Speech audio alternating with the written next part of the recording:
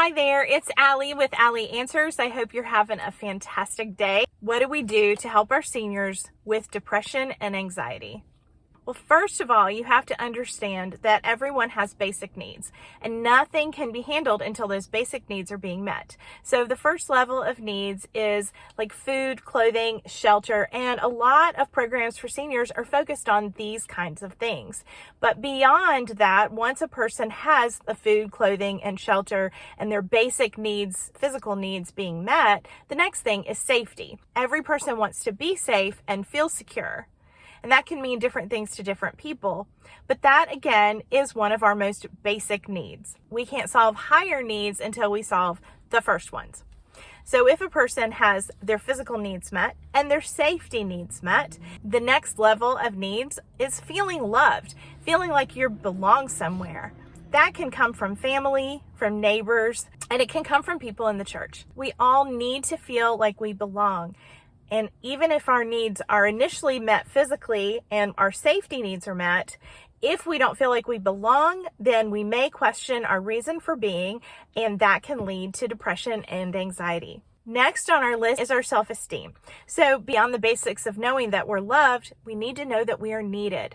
Now that is where we usually fall short when it comes to caring for seniors, because a lot of times we are so focused on those first few needs that we're not really thinking about the fact that every person needs to be needed. If, for example, a person was a housewife and during most of her children's growing up years, she was present and she maybe sewed clothes, she volunteered at the school and things like that, she may feel useless when there isn't something to do. I call these people doers. Doers need something to do. It can be simple. If someone has dementia, it might be folding towels, matching socks together, and if a person has more abilities, then definitely it is pouring into the lives of others. Doers need something concrete to do. They need to know that they're needed for a specific purpose. I had a resident who used to make these little fabric teddy bears. They were for children that lived in an orphanage. And so every summer, this group from her church would go to Honduras. They would take these little fabric teddy bears, and that was her way of giving back. She needed to be needed. So if your senior is dealing with depression and you've made sure those first three needs are met, then maybe looking at how they can be needed in your family or in your community or in your environment and how they can contribute is a big piece of how to lift that depression and get rid of that anxiety. They need some place to put their energy. But not all people are doers. Some people are helpers and they need someone else to be in charge and they just want to be quiet in the background.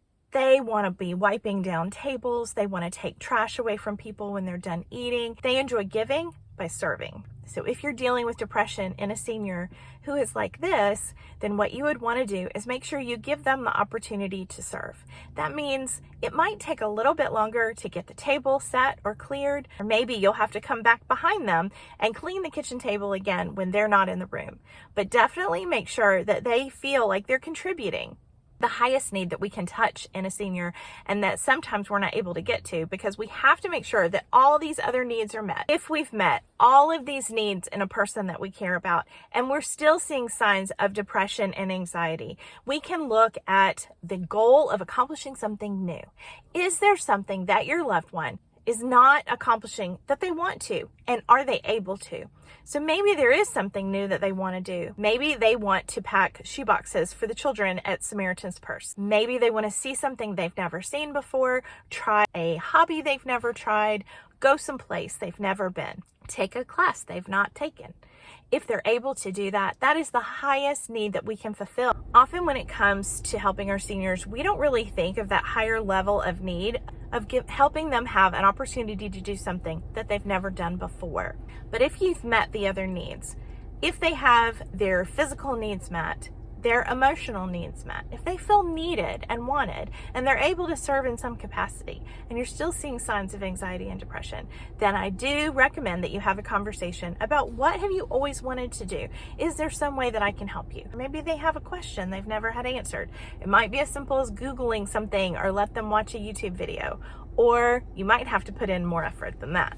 Often when we think about anxiety and depression, our first thoughts might be medication and are they getting enough sleep and do they have enough vitamin D? And I would tell you that all of those things might be helpful, but they to me fall in the first category. But let's move beyond that and consider the fact that sometimes what people really need is self-actualization. That means really understanding themselves. A great way that you can help your loved one have some self-actualization is writing their story. Sit down and ask them questions every day. If you've got a senior who has dementia and can't write for themselves, you can ask them questions and you can write the answers down for them. Think about what a loving gesture this is for them to be able to tell their story and for you to be able to share it with the family. And if they have dementia, you might even hear some things that aren't even true. One of our most fun projects that we ever did was doing life stories with our residents, and it was one of the most fun things that we did. And it was funny because a lot of times we found out new things about our residents and their families when they read it. Sometimes they were excited to hear more about a story they had already heard, but sometimes they would inform us that their dad had never been in the military or that their mom never worked at the sewing factory. So just be aware that depending on the way their memory is, what you get might be true and it might not be. But you're still helping them get their story out on paper. It's easy to think of the standard things when we're trying to help someone, but think outside the box. What can you do today to make sure that your senior feels loved and cared about and maybe even gets to learn something new? Thank you so much for joining me today. I appreciate it. Please give me a like and subscribe if you can so that other people will be able to see these videos. I appreciate you. Have a good day. Bye-bye.